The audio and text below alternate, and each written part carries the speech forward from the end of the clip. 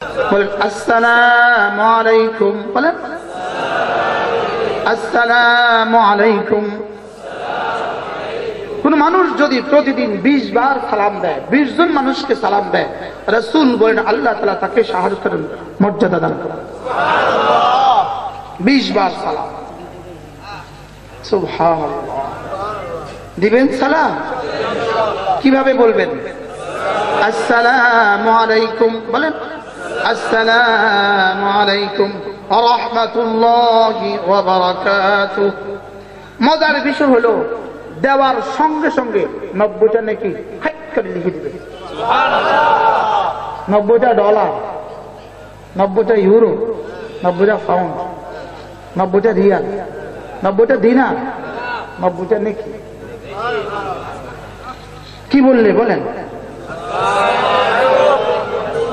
আসসালামু আলাইকুম। আরো মজার বিষয় হলো কাকে দিলেন এটা দেখার বিষয় না, যাকেই দিলেন লিখে দিবে আপনার এখানে 90টা। যাকে দিবেন লিখে দিবে কয়টা? 90টা। এরপরে যদি কোনো মানুষ একবার বলে আলহামদুলিল্লাহি রাব্বিল আলামিন, আল্লাহ নবী বলেন কুতিবাত লাহু 30 হাসানা, তাকে সঙ্গে সঙ্গে 30টা নেকি দিয়ে দিবে। 30 হাসানা কয়টা? সে পড়েন তো আলহামদুলিল্লাহি রাব্বিল আলামিন, পড়েন। আমাদের আরবি ভাষা একটা বর্ণ আছে, ওই বর্ণটা হলো হা, বলেন আলিফ বা তা তা জিম, বলেন হা। এই হরফটা যদি কারো শুদ্ধ না হয়, তার সূরা ফাতিহা শুদ্ধ হবে না, তার সানা শুদ্ধ হবে না, তার রুকু শুদ্ধ হবে না, তার সেজদা শুদ্ধ হবে না, তার তাশাহুদ শুদ্ধ হবে না। একটা হরফ, একটা লেটারের সাথে, একটা বর্ণের সাথে গোটা জীবনের মহাসম্পর্ক। সেটা কোনটা? সেটা কি? হা বলতে যদি এই জায়গাটা যদি না লড়ে, হা জীবনেও হবে না। একটা আছে হা, সোজা বাতাসে ছেড়ে দিলাম, এটা লড়ে না, লড়ে না। আর এটা লড়তে হবে হা হা। দেখেন সুবহানাকাল্লাহুম্মা, হা এখানে আছে না নাই? আলহামদুলিল্লাহি রাব্বিল আলামিন, হা আছে না নাই? এবার সুবহান রাব্বিয়াল আযীম, হা আছে না নাই? এবার সুবহান রাব্বিয়াল আ'লা, হা আছে না নাই? এবার আত-তাহিয়াতু, হা আছে না নাই? একটা হরফ শিখে যদি সবগুলো শুদ্ধ হয়ে যায়, এই হরফ শিখতে প্রতিদিন কত টাকা খরচ করা উচিত? কি? আচ্ছা, যদি কালকে ঘোষণা আসে হা বর্ণটা শুদ্ধ হওয়া ছাড়া বিশেষ পরীক্ষা দেওয়া যাবে না, হা হা, আচ্ছা তাইলে কত টাকা দিয়ে শিখতো?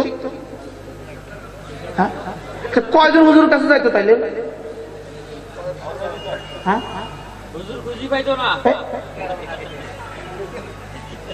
হুজুরের কাছে কি পরিমাণ লাইন থাকতো? কারণ বিসিএস দিতে হবে কি দিয়া? আচ্ছা, পুলিশে নিয়োগ হবে না হা ছাড়া, সেনাবাহিনীর নিয়োগ হবে না হা ছাড়া, কোন সরকারি চাকরি হবে না হা ছাড়া। তাহলে হাটা শিখতেন কিভাবে আপনারা? হ্যাঁ, এখন আমি আপনাকে বললাম এই হা ছাড়া সূরা ফাতিহা হবে না, হবে? হা ছাড়া রুকু হবে, হা ছাড়া সেজদা হবে। তাহলে হাটা ঠিক করা দরকার তো, দরকার তো। এই হা নুরানি মাদ্রাসা ছাড়া ঠিক করার কোনো ব্যবস্থাপত্র নাই। কোথায় শিখবেন? আছে কি? কোন প্রতিষ্ঠানে হা শিখায়? জোরে বলেন, কোথায় শিখায়? নুরানি মাদ্রাসা। বলেন কোথায় শিখায়? বলেন নুরানি মাদ্রাসা শিখায়। কোথায় শিখায়?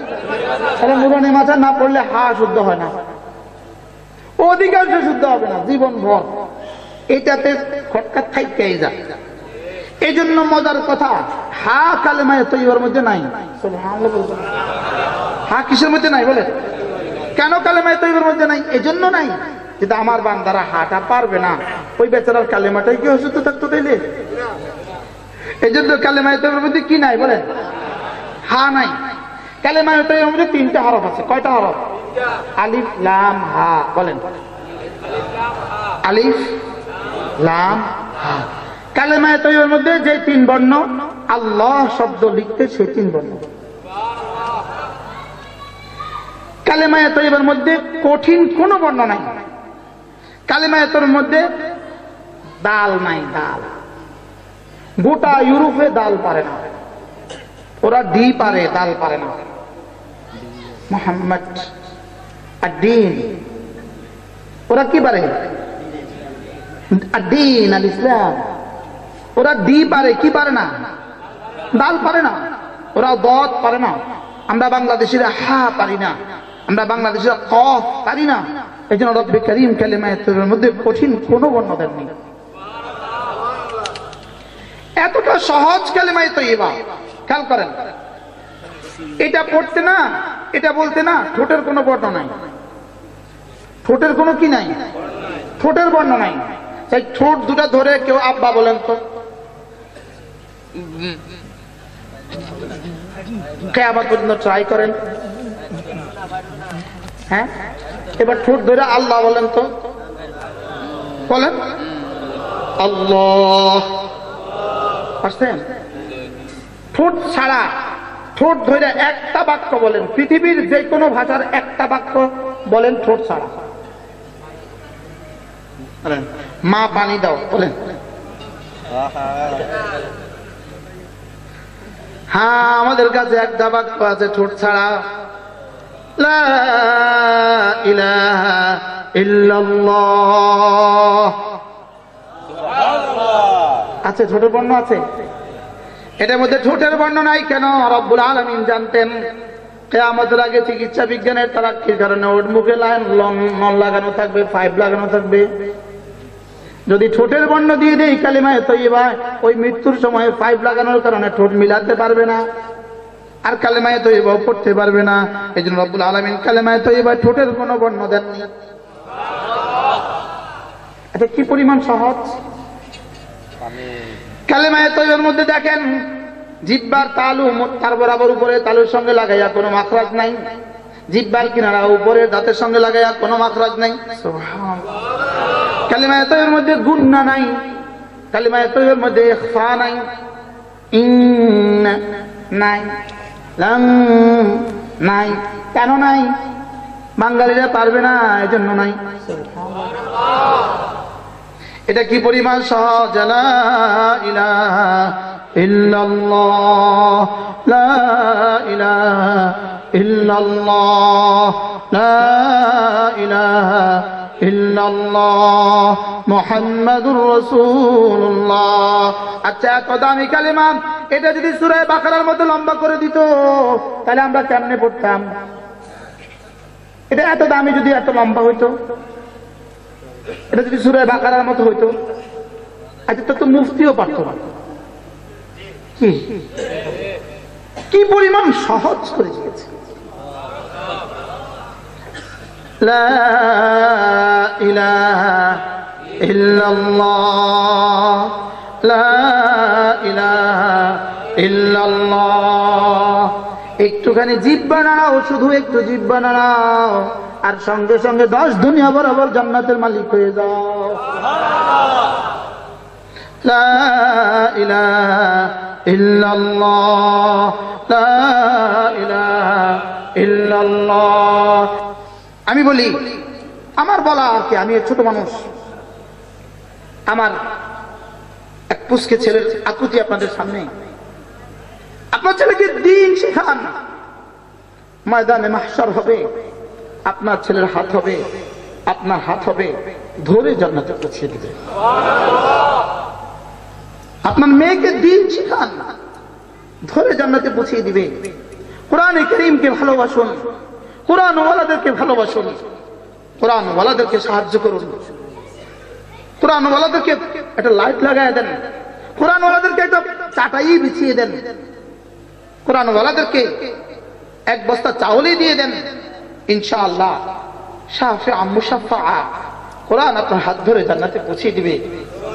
কোরআন বলবে এটা আমাকে ভালোবাসছে, এটা আমাকে কি করছে বলেন, এটা আমাকে ভালোবাসছে। ভালোবাসবো কাকে এটাও ভুলে গেছি। ভালোবাসতে হয় আল্লাহকে, ভালোবাসতে হয় রাসূলকে, ভালোবাসতে হয় মক্কাকে, ভালোবাসতে হয় মদিনা মুনাওয়ারাকে, ভালোবাসতে হয় মসজিদ মাদ্রাসাকে, ভালোবাসতে হয় উলামায়ে উম্মতকে। কাকে ভালোবাসতে হবে ভুলে গেছি। হযরত মাওলানা ওমর পালনপুরি রাহমাতুল্লাহি আলাইহি এক বিখ্যাত বুজুর্গ ছিলেন। আমার সৌভাগ্য হয়েছে আমি হযরতের জানাজা শরীফ হয়েছি। হযরত পালনপুরি রাহমাতুল্লাহি আজীব কথা, হযরত পালনপুরি রাহমাতুল্লাহি এতটা মজা করে বলতেন, এতটা মজা করে বলতেন, উলামায়ে কেরামের মহব্বত তোমাকে জান্নাত পর্যন্ত পৌঁছিয়ে দিবে। বলেন উলামায়ে কেরামের মহব্বত বলেন আমাকে জান্নাত পর্যন্ত পৌঁছিয়ে দিবে। আল্লাহর জন্য ভালোবাসা আল্লাহ পর্যন্ত পৌঁছিয়ে দেয়। বলেন আল্লাহর জন্য ভালোবাসা আল্লাহ পর্যন্ত পৌঁছিয়ে দেয়। আল্লাহর জন্য ভালোবাসা আল্লাহ পর্যন্ত পৌঁছিয়ে দেয়। মদিনা মুনাওয়ারাকে ভালোবাসা, মক্কা মুআজ্জামাকে ভালোবাসা, মসজিদ আর মাদ্রাসাকে ভালোবাসা, উলামায়ে উম্মতকে ভালোবাসা। উলামায়ে উম্মত আমাদের রাহবার, উলামায়ে উম্মত আমাদের রাখাল। রাখাল রাখাল ছাড়া বকরির পালের যে অবস্থা, নেকড়ের ইহসানের উপরে বেঁচে থাকে, উলামায়ে উম্মত ছাড়া আমাদের একই অবস্থা হবে। কি হবে বলেন, আমাদের একই অবস্থা হবে। এই জন্য উলামায়ে উম্মতকে ভালোবাসা। আমাদের অ্যাডভোকেট সাহেব সংক্ষিপ্ত পরিসরে আপনাদেরকে অনেক দামি দামি কথা শুনিয়েছেন। আল্লাহ তাআলা মেহেরবানি করে কোন না কোন আলেমে দ্বীনকে ভালোবাসার তৌফিক দান করেন, যেন এটা বলতে পারি ময়দানে মাহশরে, কারা আছো আলেমে দ্বীনদেরকে ভালোবাসতা, আপনিও বলতে পারেন আমিও আলেমে দ্বীনকে ভালোবাসতাম। ভালোবাসবো তো ইনশাআল্লাহ বলেন। আল্লাহ আমাদের সকলকে তৌফিক দান করেন। আল্লাহ এই মিয়াপুর নুরানী মাদ্রাসাকে কবুল করেন। আজকে কটা বাচ্চা পাগড়ি দিবে হুজুর কোথায়? মাহবুবুর রহমান কোথায়? আসো। শরীফ হোসেন, আল্লাহ তাআলা কবুল করেন। এরা দুজন আজকে পাগড়ি নিবে। আল্লাহ